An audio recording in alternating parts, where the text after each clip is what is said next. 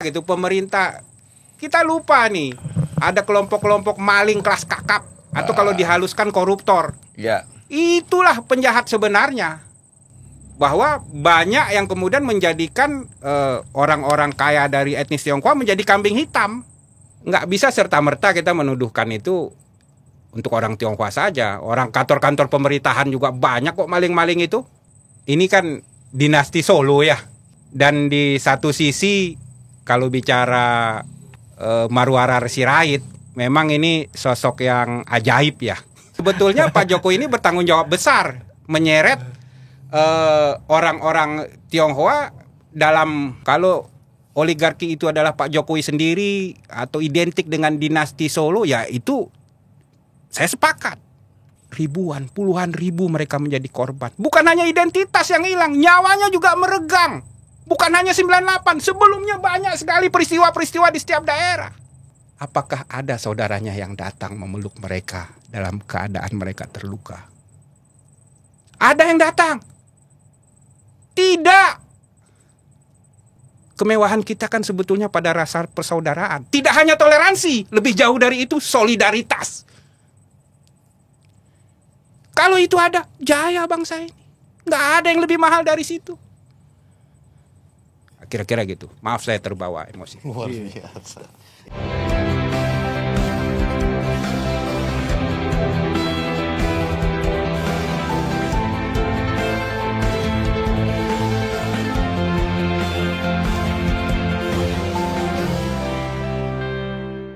Bang Asmis tahu sejauh mana sih mengetahui soal, kita sebelum podcast ini baca-baca dikit Bang soal The King of Nine, Grup 9. Ya. Itu ternyata berbeda dengan istilah 9 naga. Ada juga dikaitkan dengan cerita Anton Medan. Mungkin ya, ini perlu kami tanyakan nih, benar atau salah yang saya dapat ini. Karena Abang kan pasti akrab dengan dunia. Bukan dunia, salahku. Akrab dengan saudara-saudara kandung kita yang etnis Tionghoa. Iya. Nah, ceritakan Bang sebenarnya gimana sih perjalanannya nih Bang? Ada istilah 9 naga. 9 naga. Kan naga-naga bijak nih, naga-naga yang baik-baik ini sejarah historinya Abang udah kulitin habis nih tadi cerita. Kami aja terpukau. Pergeserannya gimana sih Bang akhirnya muncul The King of Nine atau 9 naga? Ada atau enggak atau gimana? Ya, kalau bicara ada sosok almarhum Anton Medan misalnya, memang beliau pernah menghembuskan cerita tentang ya ada geng 9 lah gitu kan. Yang kebetulan dominan saudara kita dari Tionghoa di sana gitu. Tapi saya kira ucapan beliau ini ya tidak berdasarkan data yang cukup ya. Okay. Mungkin itu yang dikenal-kenal saja, lalu dia punya opini sendiri terhadap itu. Oke. Ya. Tetapi memang bahwa ada orang Tionghoa yang sukses di masa Orde Baru itu tidak kita pungkiri.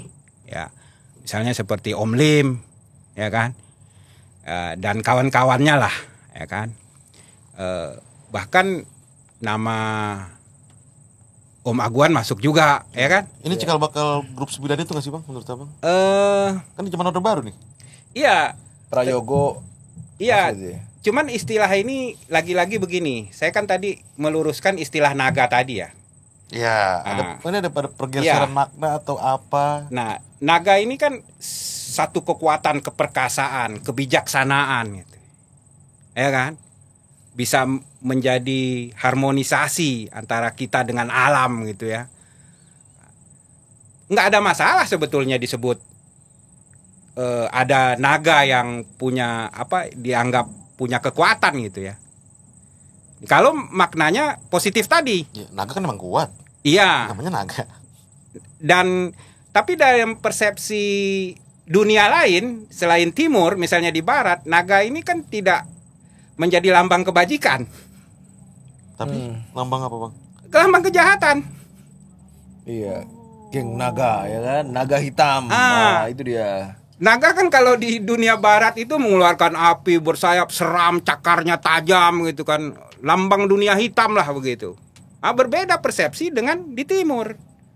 Bahkan di Indonesia sendiri misalnya naga dalam mitos Jawa. Ya. Ya. Nah, saya justru bertanya-tanya yang dimaksud naga ini dalam persepsi negatif atau positif. Nah ini pertanyaan saya sama Bang Jadi sama Bang Arif. Berarti saya nanya balik, kira-kira orang-orang yang dianggap naga hari ini itu udah cocok belum dengan istilah naga yang awal tadi, bijaksana dan sebagainya. Ah itu dia. Mau ngobrol silakan. Aduh. Ini harus meneguk lagi. Podcastnya jebak menjebak Bos. Saya tegaskan lagi boleh nggak? Istilah 9 naga ini sebenarnya penjahat atau pembaik? Enggak, barangkali gini Bang. Tadi kan kita udah menjelaskan ya bahwa ternyata ada loh orang-orang Tionghoa yang waktu itu beneran naga karena kebijaksanaannya sangat dicintai sebagainya. Dan banyak. Iya, dan hari ini kan muncul tuh ada istilah 9 naga, ya kan dengan banyak orang tuh. Meskipun versinya beda-beda tuh ya kan. 9 naga ini kadang ini gitu loh. Tapi 9 naga itu pasti ada Om Aguan, pasti tuh. Iya. Bahkan Definisi naga yang di awal tadi dijelaskan sudah pas belum disematkan ke 9 naga hari ini? Ah, itu dia. Ini tentu subjektif ya. Jadi gini, naga kalau dibilang 9 sedikit amat, ya kan? Sedikit banget. Naga itu hampir ada di seluruh daerah, di seluruh Indonesia, ya kan? Mereka berperan besar dalam perjalanan Republik ini, kemerdekaan Republik ini. Iya. Jadi kalau dikecilkan jadi 9, saya juga meragukan datanya. Kok cuma 9? Tadinya banyak sekali. Hampir setiap daerah ada naganya. Saya baru pulang dari Magelang. Di Magelang tuh ada naga juga yang ketika masa revolusi, pabrik cerutunya jadi pabrik mesiu. Iya. Ya, sekarang jadi perusahaan armada Pak. Di Baik. sana di Magelang. Baik. Ya kan? Nah, dibeli oleh kelompok armada sekarang. Nah, itu pabrik itu juga dimiliki oleh naga pada saat itu. Jadi tidak hanya provinsi, ada kota-kota kecil juga yang memiliki sosok seperti itu. Jadi kalau sekarang cuma 9, saya bilang sedikit sekali ya. Di Lombok ada naganya. Di Kupang juga ada. Makassar. Semua ada. Ini sebenarnya persepsi orang Jakarta barangkali ya. Yang disebut tadi kebanyakan tinggal di Jakarta ya. Iya. Juga 9 naga itu BOD-nya kali Bang. Apa? Boardnya doang kali 9. Tapi di bawahnya karyawannya banyak sebenarnya. Naga-naga daerah-daerah ini. Maaf ini misalnya kita bicara langsung ke Om Aguan misalnya. Padahal lagunya sendiri menyebutkan cuma cacing kok saya. Dia sebut ya itu rasa rendah diri yang terlalu berlebihan juga mungkin. Merendah gitu ya. Dia itu tidak ada apa-apanya dibandingin Oei Tiong Ham, Raja Gula dari Semarang. Nggak ada apa-apanya. Oei Tiong Ham itu terkaya di Asia Tenggara loh. Konon se-Asia. Dahsyat. Kan? Tahun berapa ini Bang? Sorry, mungkin aku ada lost. Iya, itu 1900-an awal. Mungkin keturunannya kali sekarang gabung di 9 naga Bang. Keturunan beliau tuh banyak yang hijrah ke negeri lain. Oh, oke. Iya. Padahal salah satu anaknya itu salah satu anggota BPUPKI. Namanya Oei Chong Hao. Jadi ada 4, ada Oei Chong Hao, ada Tan Eng Hwa, ada Lim Kun Hian, ada satu lagi Oei Tiang Cui. Nah, ini agak susah ngapalinnya. Kalau disuruh ulang saya nggak bisa lagi. Salah satunya anak naga Oei Tiong Ham tadi, Oei Chong Hao. Ini sangat nasionalis. BPUPKI berperan. BPUPKI salah satu anggotanya. Ya. Nah, jadi dia menurunkan juga keberaniannya. Jadi ini orang sangat kaya, sangat berani. Pada masa revolusi, kami di museum menyimpan beberapa jasa dari keturunan Oei Tiong Ham ini. Jasanya terhadap Republik inilah. Jadi kalau dibandingkan dengan naga ya belum ada apa-apanya juga. Dengan yang disinyalir 9 naga ini, Aguan, mungkin yang Budi Hartono mungkin. Iya. Dan kalau sekarang Salim. Kan, jadi gini.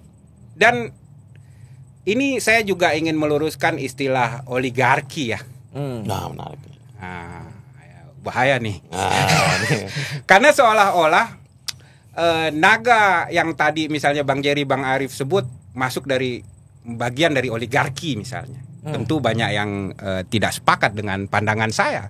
Tapi pandangan saya ini pandangan yang betul-betul bisa saya pertanggungjawabkan. Oke. Dalam perjalanan sejarahnya, naga-naga Tionghoa ini tidak punya kepentingan terhadap kekuasaan. Ya. Justru mereka mempertaruhkan tidak hanya hartanya tapi juga nyawanya demi bangsa dan negara ini. Ya. Saya juga melihat naga yang saat ini misalnya meneladani naga-naga yang pada masa yang lampau, Oke. ya. Ya. Pada masa Orde Baru juga kan mereka tentu dapat fasilitas Ya. dari Presiden Soeharto kala itu. Ya. Tapi bukan berarti mereka tidak ditekan juga. Ya. Ya kan? Apakah mereka kemudian punya peran secara politis? Ya. Kan dibunuh peran politisnya. Hanya boleh berkunjung sampai pavilion. Ah. Di zaman Soeharto. Nggak boleh masuk ke ruang tamu bahkan. Ada yang berpandangan seperti Iya, itu. iya, iya. Ya kan? Bahkan ada yang marah ketika ada yang datang kan gitu. Ya. Ya kan? Bukan oligarki dong. Oligarki ini kan satu kelompok yang kemudian memerintah untuk kepentingan mereka kan gitu. Ini jangan sampai akhirnya diskusi kita berujung kepada pemerintahan Pak Jokowi nih, Bang. Istilah oligarki ini. Ya sebetulnya Pak Jokowi ini bertanggung jawab besar menyeret orang-orang Tionghoa dalam persoalan ini. Saya tidak sepakat kalau oligarki itu misalnya memasukkan orang-orang Tionghoa juga. Bertanggung jawab besar Pak Jokowi menurut Oh Abang. iya. Kenapa? Ya pengakuan Om Aguan kan jelas. Yang ke IKN itu loh. Iya, saya Oke. dipaksa. Ya kan? Demi menyelamatkan wajah presiden, Iya. katanya. Iya. Kan itu jelas. Dan apa keuntungan bagi dia? Taruhlah bisnisnya bisa jalan, tapi untuk kekuasaan yang ada babak belur dia. Iya. Ya kan? Barangkali nggak sesuai dengan perjanjian. Iya. Apalagi KN hari ini diberhentikan ibarat ya. Itu besok A besok B itu. Kita nggak tahu tuh informasinya ya. Iya. Cuma apakah mereka masuk dalam oligarki ini menurut saya terlalu melebih-lebihkan ya. Hiperbola. Kalau oligarki itu adalah Pak Jokowi sendiri atau identik dengan dinasti Solo ya itu saya sepakat. Oh ya? Oh iya. Kan sudah jelas. Oligarki sesungguhnya adalah dinasti Jokowi. Iya. Nah, saya dalam hal ini mungkin orang nih Asmi dibayar berapa nih? Iya. Tapi tidak, saya berusaha berpandangan netral. Jangan sampai istilah ini kemudian menjadi justifikasi ya, bahwa ada kelompok yang sebetulnya tersandera yang kemudian menjadi dianggap mengambil keuntungan dari persoalan ini. Dulu. Pasti nggak setuju nih Bang Arif sama Bang Jerry ini. Kalau saya coba agak tengah nih Bang ya. Saya berpikir agak tengah. Oh agak ya? Agak tengah. Enggak, saya memahami betul bahwa kalaupun benar oligarki, kalaupun benar ini ya, kan Abang kan nggak menyetujui. Iya. Ya, kalaupun benar oligarki, maka seharusnya yang tertuduh bukan hanya orang Tionghoa. Iya. Nah, kan gitu tuh. Iya. Harus fair. Iya kan? Iya. Kenapa kok seakan-akan oligarki adalah Tionghoa? Tanda Iya. kutip. Ah itu. Kita ini gini loh, itu. sebagai Itu pun kalau bangsa atau warga negara gitu, pemerintah, kita lupa nih ada kelompok-kelompok maling kelas kakap atau kalau dihaluskan koruptor. Ya. Itulah penjahat sebenarnya yang berada di posisi oligarki. Mereka boleh ada di partai A, partai B atau partai C, tapi sesungguhnya mereka punya jejaring yang saling menguatkan gitu loh. Nah itu saya lebih bisa menerima ya. Ya. Bahwa banyak yang kemudian menjadikan orang-orang kaya dari etnis Tionghoa menjadi kambing hitam. Menjadi kambing hitam. Menjadi kambing hitam. Mereka selamat. Gitu loh. Ini yang saya ini ada pembunuhan karakter. Mungkin orang secara tidak sengaja, gitu ya. Jadi ya kayak kasus sekarang kan dihadap-hadapkan misalnya seperti wah ini orang Tionghoa kaya kemudian tidak peduli dengan masyarakat yang miskin ya. Ini kan satu persepsi yang sangat bahaya. Iya, iya. Salah besar itu. Nggak ada urusan etnis di sana. Iya, korbannya juga sama Tionghoa kok. Wah, Tionghoa banyak bener masalahnya. Cuma yang jelas sekarang persoalan besar di sana itu masyarakat yang belum dibayar, yang bayarnya terlalu rendah, itu harus diselesaikan. Ya baik oleh penguasa, baik oleh pengusaha. Ya harus fair. Ya kan? Tetapi menarik-narik persoalan ini ke persoalan etnis itu sama sekali tidak bisa dibenarkan gitu. Nah, jadi jangan sebut etnis. Kenapa etnis lain nggak disebut? Iya. Terlibat dalam oligarki misalnya, atau orang-orang kaya dari banyak loh orang kaya di Indonesia hasil korupsi yang kita kaget dengar angkanya. Iya. Ratusan M, triliun. Kemarin tuh berapa ratus triliun. Iya. Ya kan? Oh banyak sekali. Yang sebenarnya nggak bisa serta-merta kita menuduhkan itu untuk orang Tionghoa saja. Orang kantor-kantor pemerintahan juga banyak kok maling-maling itu. Ya, mungkin pemerintahan sekarang nggak ada kali ya. Atau ada? Ya, mungkin. Namanya mungkin, Bang. Istilah sembilan naga ini kalau emang benar adanya atau dirawat terus di kita masyarakat, gimana sih menurut Abang, bahaya nggak sih? Nah, istilah ini saya lebih melihat negatif. Iya, ini naga di barat, Bang ya. Konotasinya ya. Negatifnya gimana, Bang? Yang Lebih menguasai bahasanya. ekonomi dengan cara kong kali kong, itu kan. Sekarang kan pertanyaan kita adil aja. Siapa sih di antara pengusaha-pengusaha ini yang nggak membangun kong kali kong dengan pemerintah? Cuman di sisi lain kan kita harus mengakui manajerial, administrasi, saudara-saudara kita dari Tionghoa ini memang baik gitu loh. Lebih paten. Paten. Contoh bank lah. Iya. Kan? BCA. BCA misalnya. Saya ingat itu Pak Mutaryadi, Lipo tuh. Iya. Naga juga itu ya. Kita senggol dikit. Jadi beliau pernah bilang, jadi pernah ditanya, ya, bagaimana caranya agar bank pemerintah bisa performanya seperti BCA lah, Swasta. ya. Lalu satu hal yang sangat menarik beliau sampaikan, pegawai bank pemerintah ini, entah itu BNI ya atau BRI gitu, rumahkan saja, dirumahkan tapi tetap digaji. Kita cari karyawan lain. Itu bisa cuan. Oke. Dibandingkan dia tetap bekerja, tetapi merusak. Jadi nggak di PHK, rumahkan saja, tetap digaji. Dan tentunya manajemen baru dia mau bantu, gitu. Administrasinya, begitu bobroknya memang. Nah, ini juga kan kenyataan yang nggak bisa kita pungkiri. Iya. Ya kan? Bukan lalu misalnya perusahaan-perusahaan milik orang Tionghoa itu ya terbilang lebih rapih. Iya, swasta kadang lebih rapi. Lebih rapi. Lo pemerintah ini ya 5 tahun kan ganti juga. Dan udah lebih kompetitif ya. Komisarisnya ganti, direksinya ganti. Iya. Ya, nggak ada otoritas di sana. Kalau manajemen administrasinya amburadul, ya kan? Kok nggak berani bilang iya, Bang Arif? ada komentar gini, Bang. Tadi Bang bilang soal perusahaan-perusahaan Tiongkok. Menjaga nih. Iya kan banyak banget dari tadi kan. Gue bantu, langsung ganti pertanyaan, gue bantu.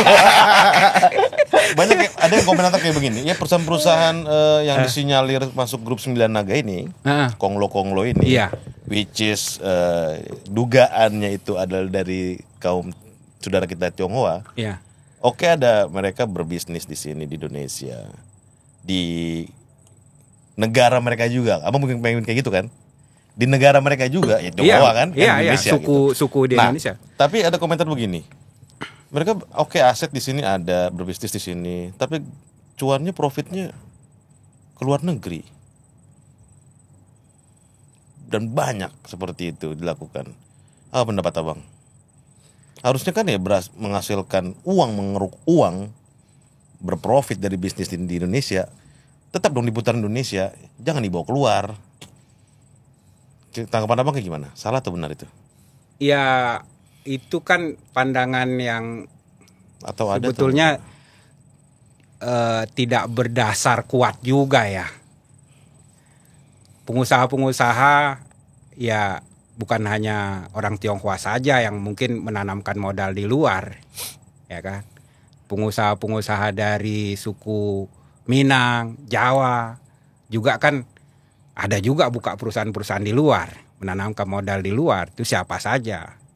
Tapi memang kalau orang Tionghoa yang melakukan nih seluruh mata memandang. Itu maksudku bang. Iya kan? Beda sorotannya. Beda sorotannya. Itu maksudku. Itulah oleh Orde Baru tuh bang ya. Kalau Orde Baru lagi atau enggak? Ada faktor lain? Ya kita nggak perlu tambahkan jeleknya Orde Baru ya, udah cukup jelek itu. Kita masa setelah Orde Baru juga punya peranan juga ya, walaupun masih ada batasan-batasan juga atau pandangan khusus terhadap orang Tionghoa. Meminta orang Tionghoa untuk dianggap lebih cinta tanah air, tetapi yang lain tidak diminta hal yang sama. Jadi belum tentu kan mereka membawa modal keluar lalu ini dipersepsikan rasa cinta tanah airnya luntur, kan enggak juga, ya kan? Dan aliran seperti ini saya juga informasinya kan tidak cukup ya. Yang tahu kan otoritas bank nih. Ya kan, mereka yang lebih tahu. Sampai sekarang juga nggak ada pernyataan resmi tentang itu. Ya.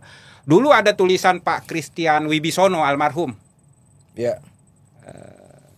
yang punya buku wawancara imajiner dengan Bung Karno itu loh. Baik. Ya kan. Beliau juga secara statistik gitu ya mengumpulkan sebetulnya kekuasaan ekonomi dipegang orang Tionghoa tuh hoax gitu. Wah, menarik nih. Oh, beliau mengatakan itu? Iya. Dengan data-data yang luar biasa banyaknya. Kekuasaan ekonomi yang dipegang Tionghoa itu sebenarnya adalah hoax. Dan abang setuju soal itu ya? Setuju sekali. Yang paling dengan banyak alasan pegang uang kan BUMN. Yang monopoli semua. Ya nggak sih? Pedagang Tionghoa ini lebih banyak retail. Nah, jangan terkejut. Tapi beberapa sektor primer kan ya aku bisa salah juga sih. Banyak dikuasain sama swasta ya, which is tanda kutip Tionghoa bang. Ini sama kayak Bulog siapa? Properti, Bulog, BUMN, bank, PLN. BUMN, PLN, duit semua loh itu. Iya, PLTU, Pertamina. Maling itu banyak. Iya. Kita nggak boleh ragu-ragu bilang itu. Memang datanya seperti itu. Iya. BUMN Karya. Oh, BUMN Karya. Disitulah uang beredar sebanyak-banyaknya. Lalu karena ketidakmampuan kita untuk menyoroti itu, saudara kita Tionghoa ini yang menjadi sasaran tembak di sini ini penjahatnya ini. Nggak adil kita ini. Aslinya nggak begini bang ya? Memang nggak begitu kok. Tapi emang aslinya bersaing bang, nggak berkolaborasi kawan-kawan Tionghoa dengan BUMN ini dalam tanda kutip di usahanya. Ya, semua etnis juga pasti berkolaborasi ya. Saya bahkan banyak ketemu dengan, ya banyak terlalu melebihkan ya. Ada saya ketemu yang nggak dibayar gitu sama BUMN, angkanya bukan tas-tus lagi. Iya. Kan? Jadi memang bobroknya ekonomi Indonesia ini, kita nggak boleh serta-merta menjadikan orang pengusaha Tionghoa sebagai kambing hitam. Ya. Justru kambing hitamnya itu di dalam pemerintahan sendiri, di dalam BUMN itu sendiri gitu loh. Dalam artian ya penguasa, pemimpin di negeri ini. Pemimpin di negeri ini yang pegang kebijakan. Mereka berupaya di antara sela-sela kesempatan-kesempatan. Kan contoh lah kayak PIK misalnya sekarang nih, pagar laut dan lain-lain. Disetir kali bang. Boleh jadi itu udah dikapling lalu ditawarkan. Mau beli nggak? Gimana? Misalnya udah dikapling. Oke. Sama pemerintah. Taruhlah sama pemerintah masa lalu. Ya kan? Lalu silakan beli. Kalau nggak beli, gua tawarin yang lain. Konsep juga. Jangan melihat misalnya, wah ini dikapling. oleh pengusaha-pengusaha Tiongkok. Ini yang kadang menyesatkan. Pandangan masyarakat kan jadi, jahat bener. Nggak begitu. Belum tentu pengusaha mendatangi penguasa untuk mengkapling ini. Iya. Bisa jadi penguasa sudah mengkapling, ditawarkan ke pengusaha ini. Bisa jadi Badan Pertanahan udah ngapling ini. Ini Logika-logika yang perlu diperdebatkan. Iya. Iya dong. Iya. Sebelum ya bagaimanapun penyidikan ya tetap Iya, jalan terus ya. lagi kita jalan serahkan ya. ke sana. Tapi kita curiga itu kan wajar saja dan indikasinya kuat kok. Ya kan? BPN belakangan dibakar lagi. Iya, iya. Ya kan? Kadesnya aja nggak tahu kemana itu. Iya. Menterinya yang sekarang ya, menteri sekarang mungkin oke kelihatan seperti lebih fair, tapi menteri yang kemarin kita Iya. jangan kemudian karena sosok etnis Tionghoa ini bisa menjadi bulan-bulanan lemah posisinya. Jadi kita memalingkan diri dari yang sebetulnya juga harus kita kejar. Iya. Dan lucu juga, aneh ya menurut saya, kayak Menteri Perumahan sekarang Marwar Sirait ya. Menteri ya. Iya. Berarti mewakili ya pejabat negara, Iya. pemerintah. Punya saham juga katanya di Konsorsium Nusantara di IKN sana. Berarti kan penguasa. Iya dong. Iya. Itu kan nggak boleh atau saya salah? Menurut abang gimana tuh? Ya, ini kan dinasti Solo ya. Ya. Dan di satu sisi kalau bicara Marwar Sirait, memang ini sosok yang ajaib ya. Ya kan? Perlu banyak jalan untuk menelusuri dia ya kan. Ya kan? Jejak-jejaknya ya kan. Ya itu kan juga jadi pertanyaan kita bersama misalnya. Kalau dia dari pihak pemerintahan ada di perusahaan tersebut, kok menjadi masalah? Harusnya kan clear. Pak Presiden bisa langsung tanya kan? Ya. Iya nggak sih? Betul logikanya begitu. Berarti kan ada sesuatu nih. Lebih gampang sebenarnya. Iya. Ada permainan besar yang kita nggak tahu. Lalu biar lebih gampangnya pokoknya yang salah naga-naga inilah yang salah. Iya, karena gini Bang, di komen di obrolan warung kopi lah kita bilangnya. Ini obrolan lu ya tapi ya. Obrolan gua, lu undang enggak datang. Obrolan warung kopi soalnya si Marwar Sirait ini beberapa kali di sebuah forum sampingnya selalu ada guan Bang. Akhirnya kan ya boleh dong berpendapat di warung kopi tadi. Aduh, konglomerat ini cukong-cukong ini tanda kutip ya, oligarki tanda kutip lagi sudah masuk gitu dan di-welcome-kan oleh penguasa. Gimana pendapatnya Bang? Akhirnya kan framing Tionghoa tadi jadi jelek Bang. Kan ke situ relate-nya. Ya harusnya Marwar Sirait ini bertanggung jawab penuh untuk mengklarifikasi itu karena dia yang tahu kan. Ya. Berdasarkan informasi yang Bang Jerry sampaikan tadi, harusnya dia pasang badan untuk menjelaskan. Kan gitu. Iya. Nggak perlu misalnya kita lihat ada kegalauan dari para pengusaha, nih kita diapain nih. Kan? Habis manis sepah dibuang. Iya. Tuh kan. Ya, saya kira kita tunggulah nih endingnya seperti apa ya. Karena kalau menurut saya ini ada ketidakadilan kita dalam memandang. Saya tidak membela, tetapi kita harus adil bahwa banyak pihak yang tersangkut dengan masalah ini. Jangan juga hanya misalnya kroco-kroco aja yang bertanggung jawab. Ya yang elit-elitnya pun harus diminta pertanggungjawabannya. Ya seperti saya tadi, tidak salah. Saya menduga ini sudah dikapling duluan lalu dijual. Kan kita Patut diduga seperti itu. Iya. Siapa yang punya keberanian seperti itu? Yang punya petanya siapa? Iya. Rules-nya sudah dibuat sebelumnya. Iya. Nah, Ini udah di-coupling, lu beli, lu bisa agunkan kok, ntar banknya gua peralat bla Iya. bla bla bla. dan masyarakat dalam hal ini apapun skenarionya nanti terbaca oleh kita, masyarakat dalam hal ini adalah korban yang sesungguhnya. Ya kan? Iya, yang paling merasakan. Yang harus memang dituntaskan. Nggak ada alasan tuh. untuk kemudian mengabaikan persoalan di masyarakat. Mereka tidak boleh disakiti sedikit pun. Bayar sesuai yang hak mereka. Saya banyak mendengar di lapangan. Saya kan sering juga ke daerah sana. Ya. Bahwa ada ketidakadilan di masyarakat. Mereka juga tidak terlalu berani. Apalagi kalau orang Tionghoa di sana.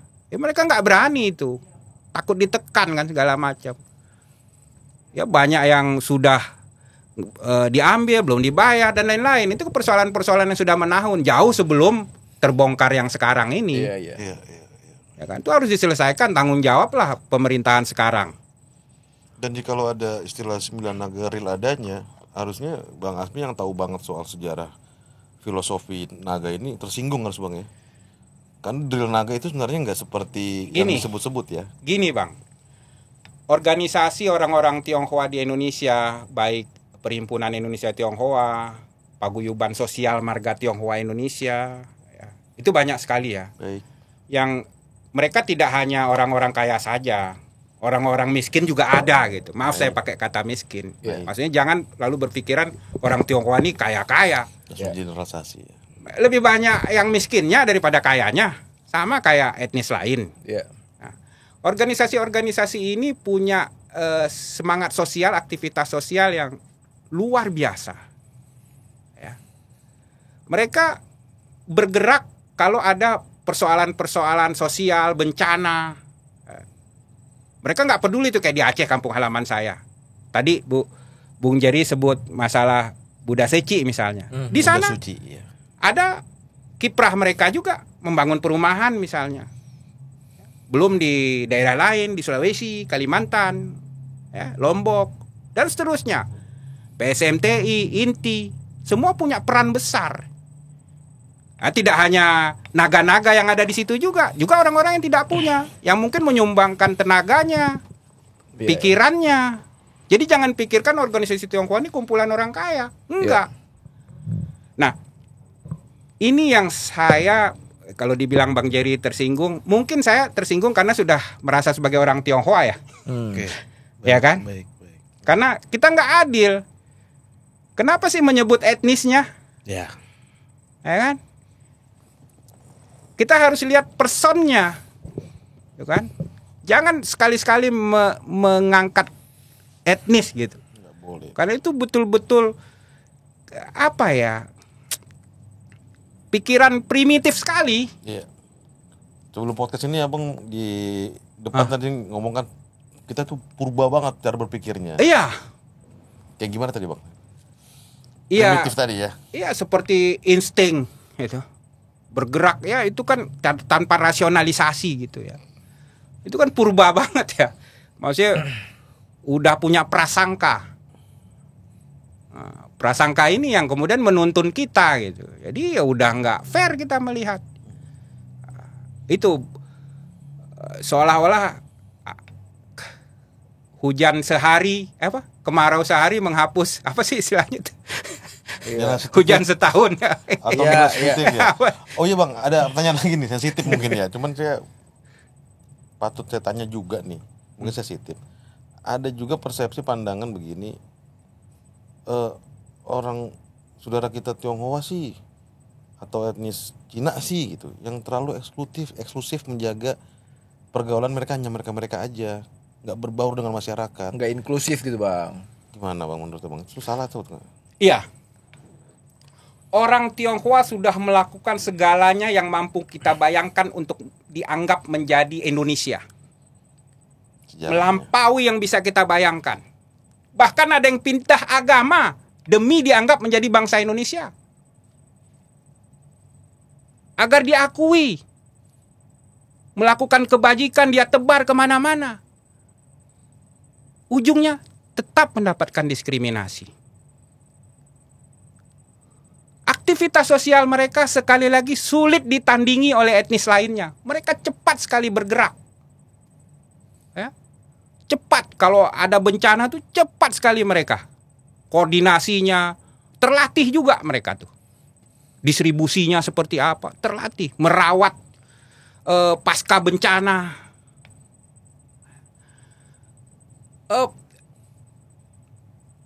dalam berbagai sektor mereka punya peran pelopor penting, berbagai sektor. Bahkan pertanyaan saya seringkali saya suka menyampaikan begini. Coba sebutkan di sektor apa orang Tionghoa tidak punya jasa besar. Hampir semua sektor orang Tionghoa punya peranan dan jasa besar.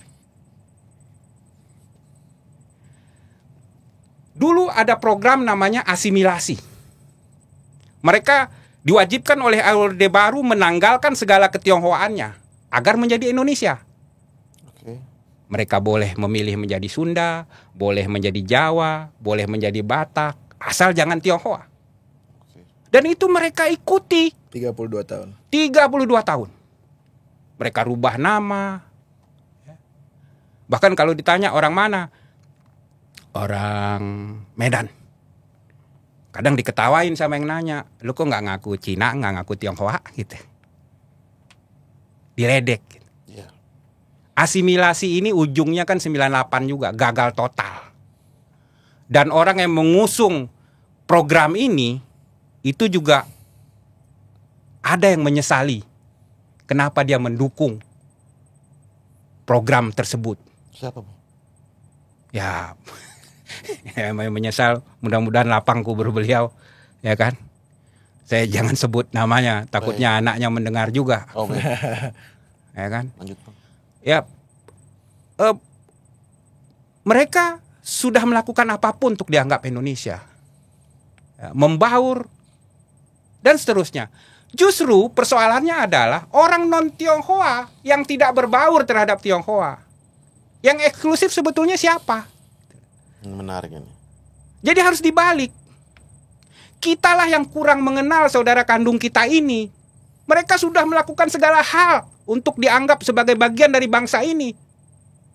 Dan tidak menghasilkan apa-apa, kekecewaan yang mendalam. Mereka kemudian siapkan anaknya untuk kuliah di luar, misalnya ada beberapa yang nggak tahan. Ya kan? Karena takut anaknya menjadi korban.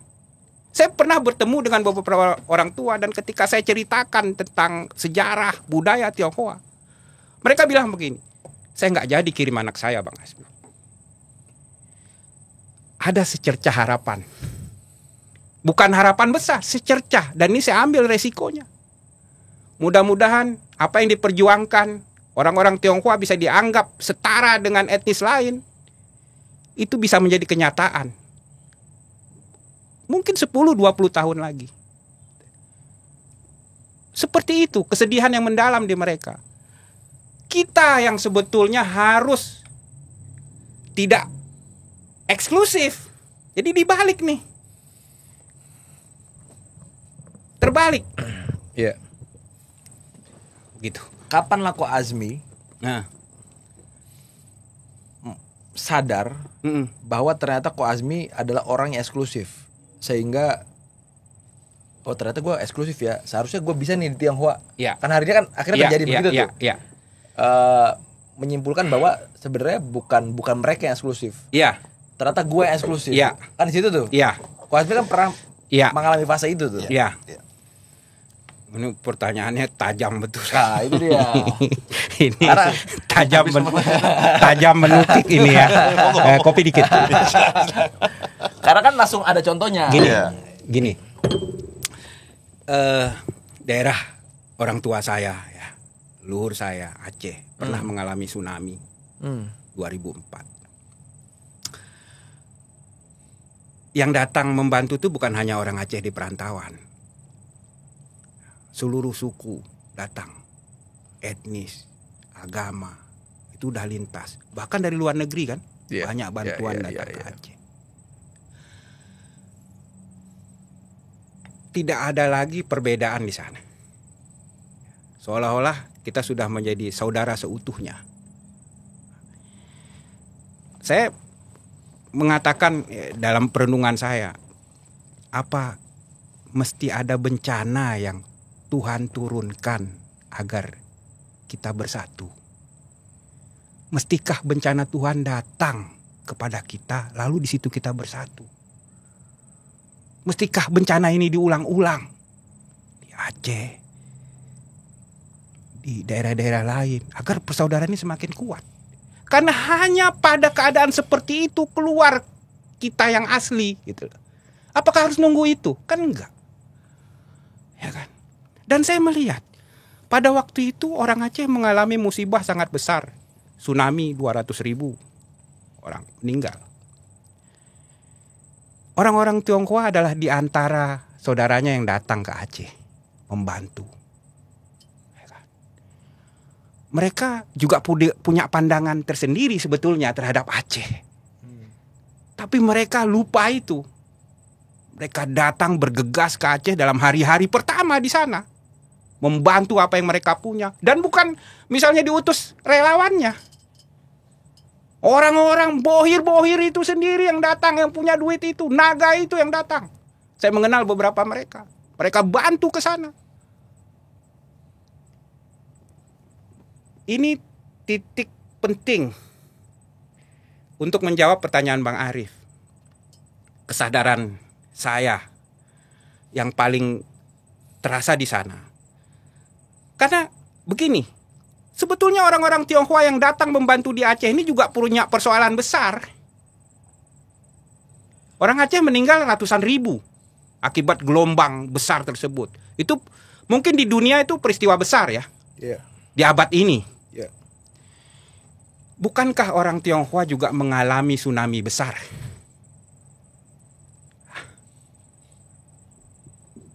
Ribuan, puluhan ribu mereka menjadi korban. Bukan hanya identitas yang hilang, nyawanya juga meregang. Bukan hanya 98, sebelumnya banyak sekali peristiwa-peristiwa di setiap daerah. Mereka begitu terluka, sedih. Ya. Apakah ada saudaranya yang datang memeluk mereka dalam keadaan mereka terluka? Ada yang datang? Tidak. Yang ada bahkan mengatakan, itulah salahnya orang Tionghoa. Harusnya mereka berbaur, harusnya mereka berasimilasi. Itu cara pandang yang menurut saya sama sekali salah sebagai sebuah bangsa. Harusnya kita juga datang memeluk mereka. Bukan lalu memberikan pembenaran. Itulah akibatnya kalau eksklusif, tidak berbaur. Ucapan-ucapan itu yang keluar.